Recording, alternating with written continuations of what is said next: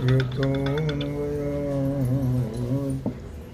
तरतस्यार्तेषु विद्यासरा तेने ब्रह्महृदानि मुह्यन्ति यत्सु तेजो वारिमृदां यथा यत्रस्पृशः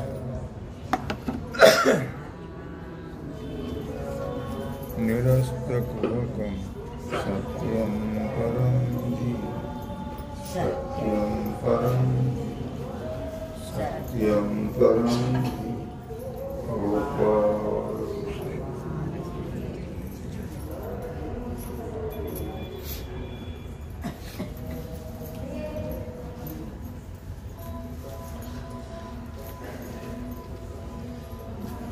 ये कर्मी अकार्य जन्म मरण समय प्रवृत्ति पळवी पायी मागेली छे। भगवान सिद्धेश्वराच्या असीम कृपेनं श्री रुक्मिणी पांडुरंगाच्या चरणाजवळ बसून श्री सद्गुरु ज्ञानेश्वर महाराज, श्री जगद्गुरु तुकाराम महाराज, श्री संत एकनाथ महाराज यांच्या चरण सानिध्यामध्ये आपण सर्वजण मिळून महान ग्रंथराज ज्ञानेश्वरीच्या 18व्या अध्यायाच्या 710 ओळीचा आपण विचार करतो आहोत। विषय आहे कर्म।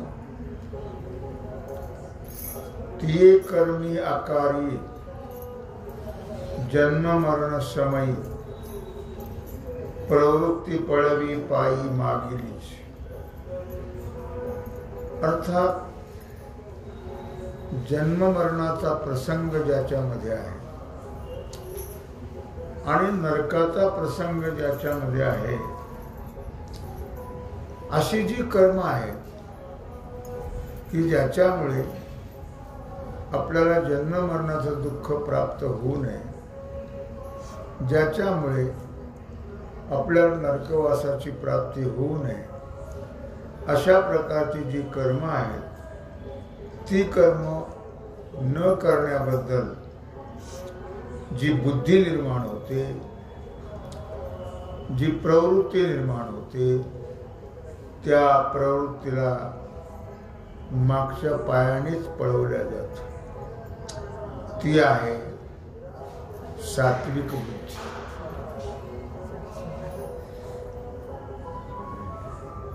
बुद्धीमध्ये पुष्कळसे प्रकार आहेत, त्यात प्रमुख 3 प्रकार आहेत, सात्विक, राजस आणि तामस। पै आगी माझी न रिघवे, हातावी न घलवे, धगधगीत नागवे चोळले। तर एक दृष्टांत दिलेला आहे। पै आगी माझी न रिघवे, अग्नीमध्ये कोणालाही प्रवेश करणं योग्य वाटत नाही किंवा कोणीही अग्नीमध्ये प्रवेश करत नाही। अथावी न घालवे, किंवा अथांग पाण्यामध्ये कोणीही उडी टाकत नाही। धगधगीत नागवे शूळली, अगदी लाल झालेला जो शूळ आहे तो कोणालाही आपल्या हातामध्ये धरवल्या जात नाही। आणखी दृष्टांत दिला का काळया नाग धुंदुवात,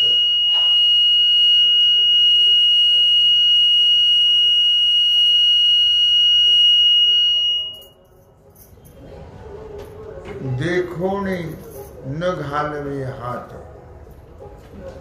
नवचवे खोपेयात व्याघ्राचे। किंवा दुसरा दृष्टांत दिला, काळया धुंदुवात,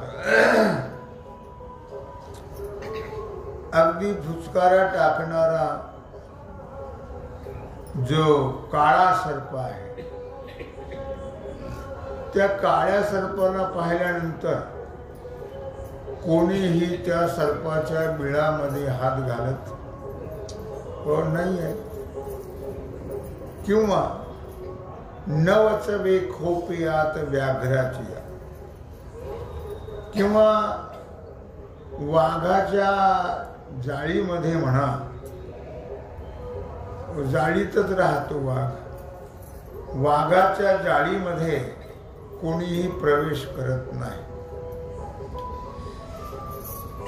तैसे कर्म आकरणीय, या 2-4 दृष्टांताप्रमाणे भगवान सांगतायत अर्जुनाला की हे अर्जुना, तैसे कर्म आकरणीय, हे जशा गोष्टी काही आहेत, अग्नीमध्ये प्रवेश कोणी करत नाही, किंवा धगधगीत लाल झालेल्या सूळ कोणी हातात धरत नाही, किंवा काळिया नाग, जो काळा नाग आहे त्याच्या बिळात कोणी हात घालत नाही, किंवा वाघाच्या जाळीत कोणी प्रवेश करत नाही. तैसे कर्म आकरणीय, त्याप्रमाणे अकर्तव्य जे आहे, जे करायला नको आहे ते, संसार खरंच असं आहे, कर्म हे या संसाराला उत्पन्न करणारं आहे. कारण मनुष्याला जे जन्म मरण प्राप्त होतं ते केवळ या कर्मामुळे होतं. लक्षात ठेवा, कर्मामुळे मोक्ष मिळतो आणि कर्मामुळेच जन्म मरणाचं दुःख भोगावं लागतं. जर भगवत अर्पण बुद्धीनं कर्म केलं, निष्काम भावनेनं, तर जन्म मरण संपेल, मोक्ष प्राप्त होईल. आणि फलाच्या इच्छेने जर कर्म केलं तर निश्चितच ते फल भोगण्याकरता जन्म मरणाचं दुःख भोगावं लागेल. म्हणून अकर्तव्य जे आहे, जे करू नये, की जे केल्याने जीवाला दुःख प्राप्त होतं, जन्म मरण प्राप्त होतं, ते कर्म जीवाने टाळावं, करू नये. कोणतंही कर्म करत असताना सूक्ष्म त्याचा विचार केला अगोदर करायला पाहिजे आणि मग ते कर्म करावं, की जेणेकरून आपल्याला जन्म मरणाचं दुःख भोगावं लागणार नाही.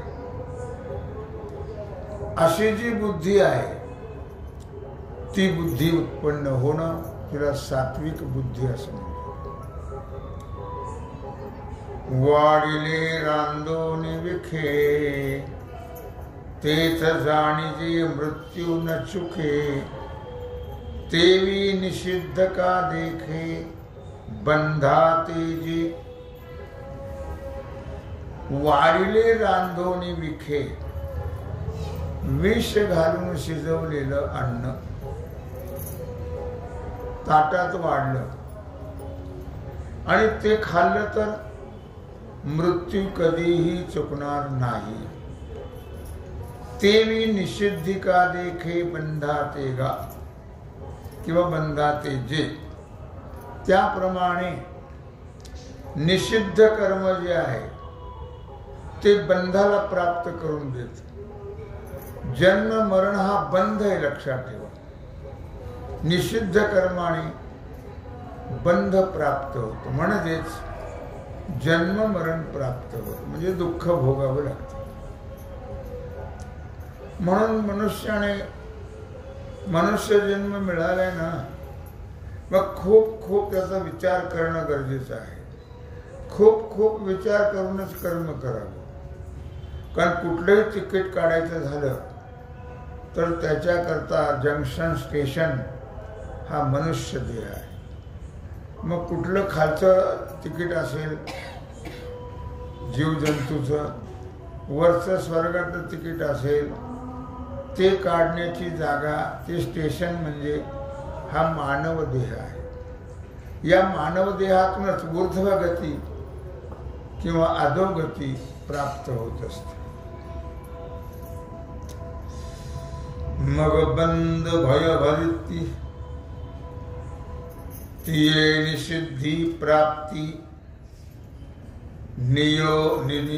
विनियोगो जाणे निवृत्ती कर्माची. मग बंद भय भरिती, कर्तृत्वाधिक जो बंध आहे, तुम्ही म्हणाल कर्तव्य करणं हा बंध आहे. हो, बंध आहे. जर कर्तव्य अहंकाराने, तादात्म्याने, फलाच्या इच्छेने केलं तर ते कर्म बंध आहे. लक्षात ठेवा. जीवाला बंदिस्त करतं ते कर्म.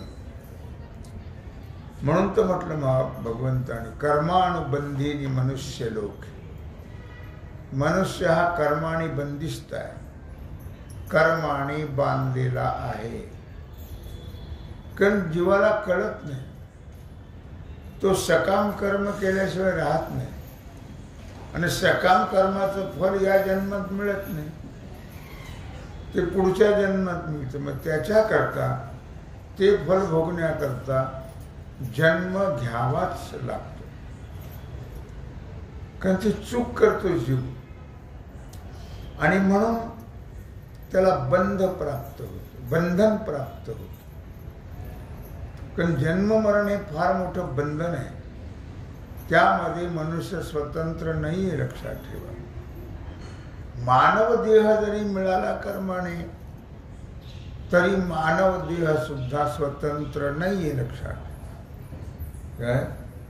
तो सुद्धा दैव जात दुःखे भरता, दोष ना कुणाचा, पराधीन आहे जगती पुत्र मानवाचा. परतंत्र जीवन आहे, कर्माधीन जीवन आहे. म्हणून मनुष्य जन्म जरी मिळाला तरी बंधाचे प्रयत्न न करता मोक्षाचे प्रयत्न करावे. कारण हा चान्स जो आहे तो पुन्हा नाही मिळणार. पुन्हा हा मनुष्य देह आता नाही मिळणार. आता मागुता येईल फेरा, हे तो न घणे या नगरा. म्हणे तुकया बंधू भाव धरा, ओळखी नाही तरी जातो माघारागा. राम राम स्मरा आधी. तुकोबराय आता मागुता येईल फेरा. आता पुन्हा मनुष्य देह मिळणं शक्य नाही, शक्य नाही. भगवंताने एकदा देऊन बघितला, काय दिवे लावतात ते. आता पुन्हा भगवान देणार नाही. कारण भगवंताने हा मानव देह जो दिलाय, देवे दिला देह, तो कशा करता दिला? भजन करण्याकरता दिला.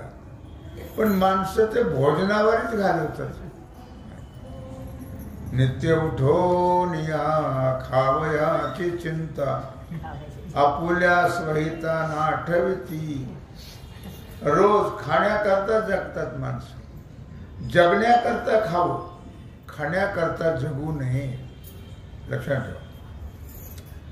आणि जगण्याकरता फार लागत नाही. हो, जगण्याकरता फार लागत नाही. म्हणून म्हटलं या ठिकाणी मग बंद भय भरती,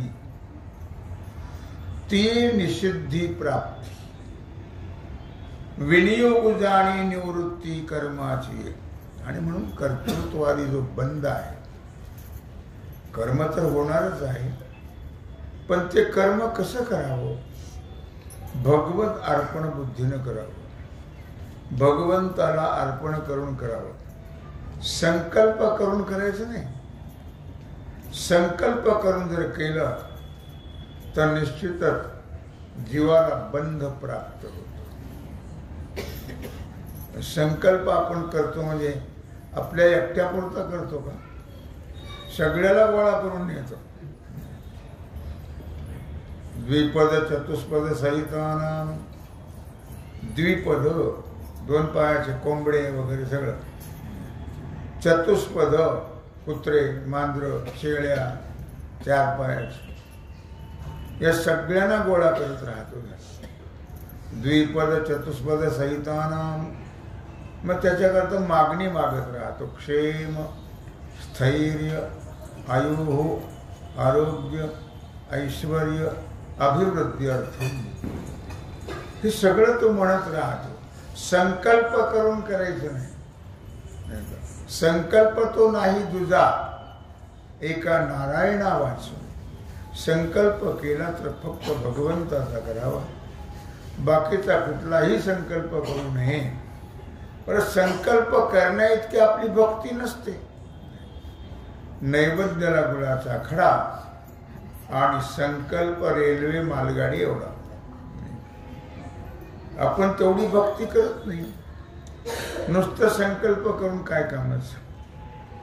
म्हणून बंध भय भरिती, फार मोठं जीवाला बंधाचं भय आहे. बंधाचं म्हणजे जन्म मरणाचं भय आहे. जन्म मरण हा बंध आहे, लक्षात ठेवा. म्हणून म्हटलं मौलीनं, आपुले आपण करा सोडवन, संसार बंधन तोडा वेगी. आपुली आपण करा सोडवन, संसार बंधन तोडा वेगी. संसार म्हणजे हा नव अनंत कोट जन्म मरणाचं जे दुःख आहे त्याला संसार म्हटलेला आहे. आणि तो बंध आहे जीवाच्या मागे. तो बंध नष्ट करण्याकरता आपुली आपण करा सोडवण. आपली आपण सोडवण करायची आहे. आपली आपण सोडवण करायची म्हणजे काय, बांधलंय का? बांधलं नाही, बांधून घेतलंय. बांधून घेतलंय, लक्षात. तुम्ही माझे मोकळे, तुम्ही माझ्या, तुला कशाने बांधले सांग. बांधून घेतले की नाही? बांधून घेतलं. नाही कोणाचे मायबाप कोणाचे गणगोत, मृग जळवत जाईल रया. काही मूर्ख लोक करतात, काही अर्थ लावतात.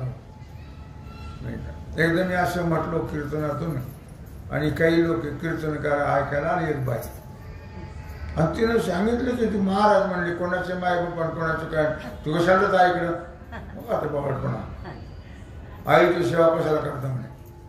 महाराज म्हणले कोणाचे मायबाप आणि कोणाचे गणगो. पहा इतकं डोकं चालवतात लोक, कसंही उलट पडतं.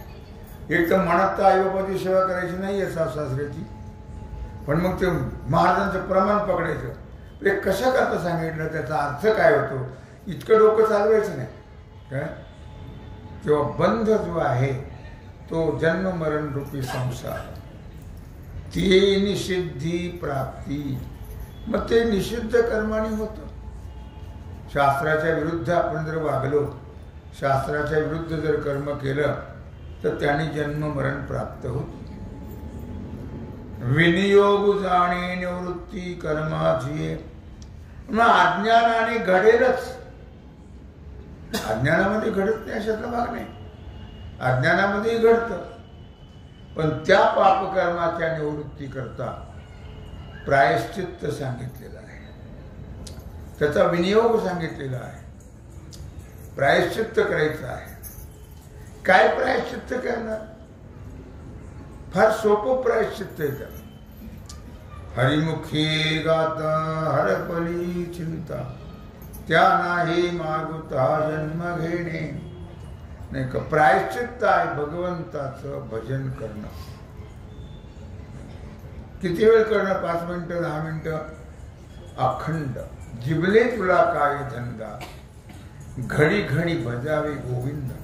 जिबेला काही काम आहे का?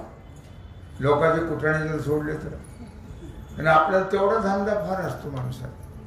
दुसऱ्याचे कुटाणे करायचे, ते जर सोडलं तर जिबेला काहीच काम नाही. जिबले तुला काय धंदा, घडी घडी भजावे गोविंद. अखंड मन हे गोविंदी देह काम करियो. गौ गोपिकासारखं मन भगवंताच्या ठिकाणी असावं. वाचेमध्ये भगवंताचं नाम असावं. हाताने उद्योग करत कामामध्ये काम, काही म्हणा राम राम. जाईल भवश्रम, सुख होईल दुःखाचे. ऐसेनी कार्य विवेकी, जे प्रवृत्ती निवृत्ती मापकी. खरा कुडा पारखी जिया परी. ऐसेनी कार्य विवेकी. अशा रीतीने मनुष्याने आपल्या बुद्धीच्या ठिकाणी काय करावं, काय करू नये, कर्तव्य अकर्तव्य, कार्य अकार्य, काय करू नये, काय करावं, अशा प्रकारचा विचार करावा, किंबहुना अशा प्रकारचा विचार करणारी आपली बुद्धी आहे. त्या बुद्धीच्या ठिकाणी असा विचार करणं गरजेचं आहे. आणि प्रवृत्ती निवृत्ती यथार्थ माप घेणारी किंवा प्रमाद ज्ञान संपादन करणारी बुद्धी पाहिजे. प्रवृत्ती आणि निवृत्ती, प्रवृत्ती म्हणजे संसार आणि निवृत्ती म्हणजे परमार्थ, याचा विचार करणारी बुद्धी पाहिजे. आणि खरा खोडा पारखी जिया परी, जसा रत्न पारखी जो आहे तो खऱ्या खोट्याची परीक्षा करतो की नाही. ज्याला पारख येते तो फारक करतो खऱ्या खोटीची. तुम्हाला मी सांगत असतो नेहमी, एका माणसाने हिरा घेतला, हिरा पेशव्याच्या काळातली गोष्ट आहे. आता त्याने विचार केला किंवा आपले नानासाहेब जे आहेत ते यातले पारखी आहेत. मग तो हिरा त्यांच्याकडे नेला, तर ते पूजा करत होते. मग त्यांनी सांगितलं, विचारलं खुणीला काय काम आहे. ते म्हणले हिऱ्याची परीक्षा आहे. ते म्हणते तिथं ठेवा. तिथं ठेवलं ते पूजा करत राहिले. पण त्यांचं लक्ष तिकडं होतच. त्याच्यावर माशी फिरून गेली अशी त्या हिऱ्यावर. तेवढंच जाणलं त्यांनी. आणि पूजा करत असतानाच सांगितलं सेवकाला, हे गंगाळमध्ये पाणी आणले. त्याने आणलं ते पाणी. तर टाक म्हणले हिरा त्याच्यामध्ये. ते पाण्यात टाक म्हणल्याबरोबर जे देणारे होते काय ते सूर, कारण खोटा होता ना तो, साखरेच्या पाकापासून तयार केला होता काय, हुबेहूब हिरा. आणि म्हणून त्यांनी ती नुसती माशी फिरून गेली तर त्यांनी जाणलं की हा पाकाचा तयार केलेला हिरा आहे. म्हणून म्हणलं आणले गंगाळात टाकतात. टाकतात म्हणलं तुला हे कसा हिरा आता विरघळून नाही, तो निघूनच गेलं तर देणार आहे काय. तसे पारख करता येणं फार गरजेचं आहे. परीक्षेला फार मोठं महत्व आहे, लक्षात ठेवा. खरा खोडा पारखी विजय जिया परी, जसं रत्नाची परीक्षा करणारा आहे, काय खरा आहे काय खोटा आहे अशी परीक्षा करणारा तो रत्नपारखी असतो. आता आडनाव सुद्धा रत्नपारखी आहे. तैसी कृत्य शुद्धी बुझे जे निरवधी, सात्विक म्हणपे बुद्धी तेची तो जाण. सात्विक बुद्धीचा विचार झालेला आहे. तैसी कृत्य शुद्धी, काय करावं काय करू नये. कृत्य आणि अकृत्य, जे करायचं त्याला कृत्य म्हणतात, जे करू नये त्याला अकृत्य म्हणतात. बुझे जे निरवधी, जे निश्चितच विचार जर केला तर निरवधिकपणाने कर्तव्य अकर्तव्याचा जो निर्णय आहे तो जाणणं, काय करावं हे जाणणं, काय करू नये हे जाणणं, त्याला कर्तव्य अकर्तव्य असं म्हणतात.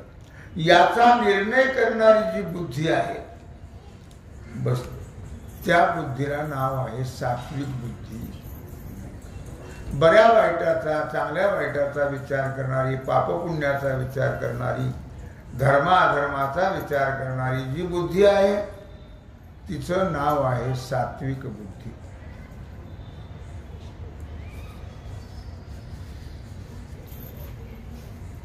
यया धर्मंच कार्यंच कार्य एवच अयथावत प्रजानाति बुद्धिस्सा पार्थ राजसी.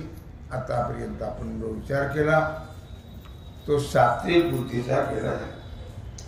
आता भगवान राजसी बुद्धी सांगतायत. यया धर्मम अधर्मंच कार्यंच कार्यमेवच अयथावत प्रजानाति बुद्धिस्सा पार्थ राजसी. भगवान म्हणतायत अर्जुना लक्षात ठेव की जो पुरुष ज्या बुद्धीच्या द्वारा धर्म आणि अधर्म, कर्तव्य अकर्तव्य, चांगलं वाईट, पाप पुण्य हे जाणतो काय ज्या बुद्धीच्या द्वारा, ती बुद्धी आहे राजसी. जाणतो, जाणून काय करायचं हो? जाणण्याला महत्व आहे का आचरणाला महत्व आहे? आचरणात आलं तर त्याला किंमत आहे. नुसतं जाण मला माहितीये, मला माहितीये, मला माहितीये, त्याचा काय उपयोग आहे? आम्हाला सगळंच कळलंय, आम्हाला सगळंच कळलंय. काय कळलं ते सांग. माझ्याकडे माणूस येत होता पूर्वी, फार वर्ष येत होता. आता येतो मंदिरामध्ये काय, पण तुम्ही त्याला विचार, तुम्ही येत नाही तेव्हा मंदिरात? ते म्हणा मला सगळं कळतं. मला सगळं कळतं. काय कळतं हो? काय कळतं? काही कळत नाही. फार अवघड. कळणं सोपं आहे का? हो, कळणं इतकं सोपं नाही. नित्य अनित्य विवेक, विवेक असणं फार महत्वाचं आहे. पण तो विवेक माणसाच्या ठिकाणी नसतो. म्हणून या ठिकाणी म्हटलंय अयथावत प्रजानाति बुद्धिस्सा पार्थ राजसी. म्हणजे अशी जी बुद्धी जाणणारी आहे काय, हो, धर्म अधर्म, पाप पुण्य, चांगलं वाईट वगैरे असं जाणणारी जी बुद्धी आहे, त्या बुद्धीला राजसी बुद्धी असं म्हणतात. आता माऊली याचा विचार करता आहेत. आणि बकाची या गावी घेपे क्षीरनिर सकलवी, का अहोरात्रीची गोवी आंधळे नेणे. बकाची या गावी, बगळ्याच्या गावामध्ये सध्याचं दूध नेऊन ठेवलं. सध्या वर्तमान काळामध्ये याचे परिणाम आपल्याला काय भोगावे लागतील याचा विचार दूधवाले करत नाही. आधा पाणी आधा दूध आधा पाणी जादा करतो बैमानी. त्यात पाणी घालणारच. अरे वेड्या, पाण्याचा पैसा पाण्यात जात असतो, हे तुला कसं कळत नाही? चांगलं दे ना, पैसे घे, 2 पैसे जास्त, पण चांगलं चांगलं द्यायचंच नाही. काय कुठलीही गोष्ट तशीच आहे, नुसतं दूधच नव्हे. आज तुम्ही कोणतीही वस्तू घ्यायला जा, शुद्ध मिळतच नाही, लक्षात ठेवा. काय म्हणून असं उदाहरण बघायचं दिले की बकाची या गावी घेपे क्षीरनिर सकलवी. बगळ्याच्या गावामध्ये दूध मिश्रित, पाणी मिश्रित दूध ठेवलेलं आहे. हो, पाणी मिश्रित. मग विचार करा, तो बगळा काय करेल हो? काय करणार नाही तो. सर्रास आपण घेतोच ना पाणी मिश्रित दूध, घेतोच. आणि खूप चांगला चहा होतो म्हणतो. काळा होतो का चांगला होतो? हो, पण चहा पिणारी जी माणसं असतात ते चहाला कधी वाईट म्हणत हो नाही येत. लक्षात ठेवा, ते चहाचं वर्णन करूनच चहा पितात. तंबाखूचं वर्णन करूनच तंबाखू खातात. काय तेव्हा म्हणून म्हटलं किंवा बगळ्याच्या गावात जर पाणी मिश्रित दूध ठेवलं तर ते काय करतील? बको बको हंसो हंसा. तो बगळा सर्रास दूध पिऊन टाकेल. आणि राजहंस जर असेल तर तो मात्र निवडी वेगळे क्षीर आणि पाणी, तो मात्र फक्त दूधच घेतो आणि स्वच्छ पाणी खाली ठेवतो. का अहोरात्रीची गोवी आंधळेपणे. आंधळा माणूस जो आहे त्याला रात्रही कळत नाही ना दिवसही कळत नाही. त्याला दोन्ही सारखंच असतं. जया फुलाचा मकरंद फावे, तो काष्टे कोण धावे. तरी भ्रमरपणा नव्हे अव्हाटा जेवी. फुलातला मकरंद सेवन करणारा भुंगा, तो भुंगा काय करतो? मकरंदाचं तर सहज सेवन करतो तो, पण तो इतका रसिक स्वभावाचा आहे की त्याला वाटतं जसं फुलामध्ये काही मकरंद मिळतो तसा लाकडातही मिळतो काही, म्हणून तो लाकडच कुरीत राहत. काय काय म्हणत की तो काष्टे कोरू धावे. अरे फुलातला इतका सुंदर मकरंद सोडून लाकडं कशाला कोरतो? त्याला वाटतं त्यातही निघत, काहीच निघत नाही. जसं संसारात किती काथ्या कुट केला तरी काहीच मिळत काहीच नाही. किती करा तुम्ही, लबाड्या करा, काय दुनिया करा, मिळवा, करून ठेवा, मागच्याची मज्जा होते म्हणा, तसं काही प्रश्न नाही. आणि याला ते भोगावं लागतं. हे फक्त खाण्यापुरते घरातली माणसं. आणि पाप पुण्य भोगणारा हा करता. म्हणून कर्त्याने नेहमी विचार करून कर्म केलं पाहिजे. अरे हे नुसते खाणारे येत लेखाचे, तुम्हाला याच्या करता वाल्या कोळ्याची गोष्ट प्रसिद्ध आहे, काय सांगण्याची काही गरज नाही. मग का अहोरात्रीची गोवी हा परिभ्रमणपणा नव्हे आव्हाटा जेवी. अर्थात भ्रमणपणाच्या स्वभावाप्रमाणे हा जसा आडमार्गाने जात नाही का जातो. आडमार्ग लाकडं कोरणं हा सन्मार्ग आहे का आडमार्ग आहे? आडमार्ग आहे. तो फुलातला मकरंद घेणं हा सन्मार्ग आहे. तसं जीव सुद्धा कळूनही आडमार्गाला जातात. आणि आडमार्गाला गेल्यामुळे त्याला अनंत प्रकारचं दुःख भोगल्याशिवाय चुकत. असं राजसी बुद्धीचा विचार भगवान अर्जुनाला सांगता आहे. तेव्हा झालेली सेवा भगवत चरणी समर्पित करून राहिला जो सेवेचा भाग आहे तो आपण पूजा करू. पुंडरीक वरदा